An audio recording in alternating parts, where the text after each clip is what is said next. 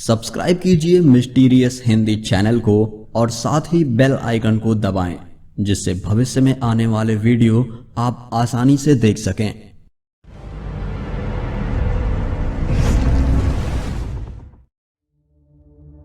दुनिया अनसुलझे रहस्यों और कहानियों से भरी है।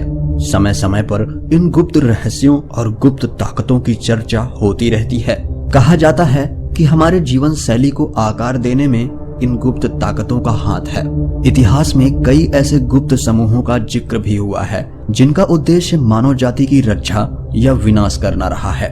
ये अलग बात है कि रोज की भागदौड़ में हम इन किस्सों पर गौर नहीं करते, लेकिन इन गुप्त समूहों और ताकतों के बारे में जानने की जिज्ञासा तो रखते हैं। एक ऐसे ही गुप्त समूह का निर्माण किया था हिंदुस्तान के सम्राट अशोक ने।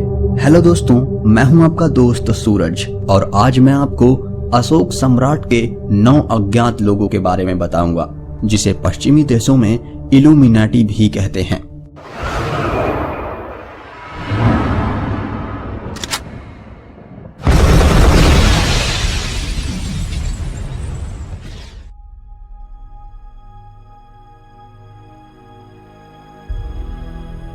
इस धरती के इतिहास में अंकित सभी राजाओं और महाराजाओं की महानता और उदारता के बीच सिर्फ एक ही शख्स रोशनी की मानिंद अनंत तक जगमगाता रहेगा।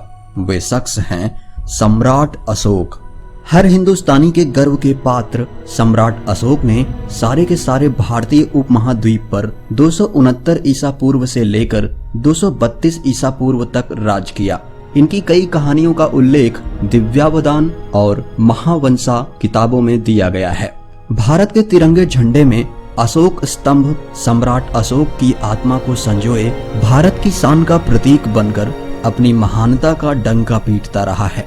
लेकिन क्या आपने कभी सम्राट अशोक से संबंधित ऐसी कोई कहानी सुनी है?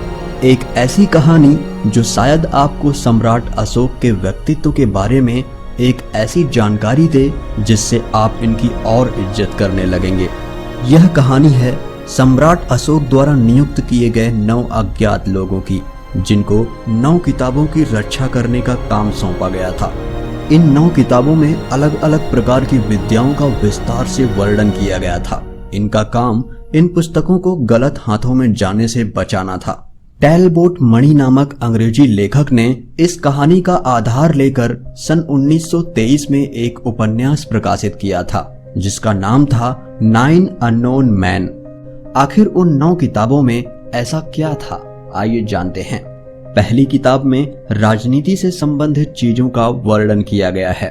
कहते हैं इस किताब में राजनीति पर दिया गया ज्ञान इस संसार के किसी भी देश पर आसानी से लागू किया जा सकता था।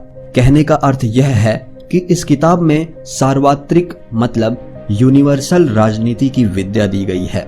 मशहूर शख्सियत मूडी की माने तो मास ओपिनियन का निर्माण करना व उन्हें बदलना सबसे बड़ी काबिलियत है, जिसमें पूरी दुनिया पर राज करने की क्षमता है, जो कि इस पहली किताब में लिखी हुई थी।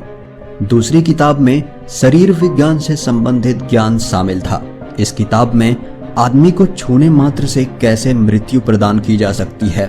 एक शख्स को सिर्फ छूकर ही मारा जा सकता है, इसे मृत्यु स्पर्श कहते हैं। इस पुस्तक में इसी प्रकार की कई अन्य चीजों के बारे में लिखा हुआ है। ऐसा माना जाता है कि जूडो भी इसी कला का एक विस्तार है। तीसरी किताब में बायोटेक्नोलॉजी और माइक्रोबायोलॉजी का जिक्र है। इस किताब में तरह तरह की अज्ञात दवाइयों के बारे में लिखा गया है। लोगों का ऐसा कहना है कि इस किताब में हैजा की बीमारी और उसके इलाज का ब्यौरा भी लिखा है। चौथी किताब धातुओं के रूपांतरण, जिसे इंग्लिश में म्यूटेशन कहते हैं, उसके ऊपर है। ऐसी कई कहानियां हैं कि पुराने जमाने में मंदिरों में सोने की कमी हो जाने पर किसी अज्ञात ठिकाने से सोने का रिसाव होने लगता था। पांचवी किताब में दुनिया और गैर दुनिया या फिर आसमानी चीजों से संपर्क का जिक्र था। इससे इस बात का साफ साफ पता लगता है कि इस समय लोग एलियंस में भी विश्वास किया करते थे और उनसे संपर्क करने की कोशिश किया करते थे। इस बात को ध्यान में रखना जरूरी है कि यह किताब 2500 साल पहले लिखी गई थी। छठवीं किताब गुरुत्वाकर्षण के रहस्यों पर आधारित थी, जिसमें गुरुत्वाकर्षण यानी ग्रेविटेशन का जिक्र है और साथ ही वैमानिक शास्त्र यानी एरोडायनामिक टेक्नोलॉजी का भी ब्यौरा है। इसे विमान बनाने की प्रक्रिया कहा जा सकता है, जिसे हम आज UFO कहकर पुकारते हैं। 7वीं किताब इंसानी पहुंच के बाहर विश्वोत्पत्ति के बारे में ज्ञान पर आधारित थी। इस किताब में ब्रह्मांड और उसके उत्पत्ति के सिद्धांतों पर विस्तार से चर्चा की गई है। इसके साथ ही इसमें समय और काल के सफर का भी जिक्र है, यानी टाइम ट्रेवल। 8वीं किताब प्रकाश की ताकतों पर आधारित थी। इस किताब में प्रकाश का जिक्र है और उसकी रफ्तार के भी चर्चे हैं कि प्रकाश को किस प्रकार काबू में किया जाए और उसे हथियार के तौर पर इस्तेमाल किया जा सके।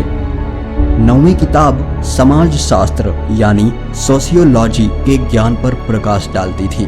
इस अंतिम किताब में समाज शास्त्र का जिक्र है। इसमें हमारे समाज के पुनर्जन्म और उसके पतन की भविष्यवाणी की भी बातें कही गई थी। माना जाता है कि इन 9 लोगों के धर्म की कोई पहचान नहीं बताई गई है। ये 9 अज्ञात लोग पूरे संसार की उन्नति और भलाई के लिए समर्पित थे। यह सम्राट अशोक की महानता का प्रमाण है। दोस्तों, आज का एपिसोड यहीं समाप्त होता है। अगर आपको यह वीडियो अच्छा लगा हो तो प्लीज इसे लाइक और शेयर करें। फिर मिलेंगे एक नए एपिसोड में। तब तक के लिए आप अपना ख्याल रखें। जय हिंद।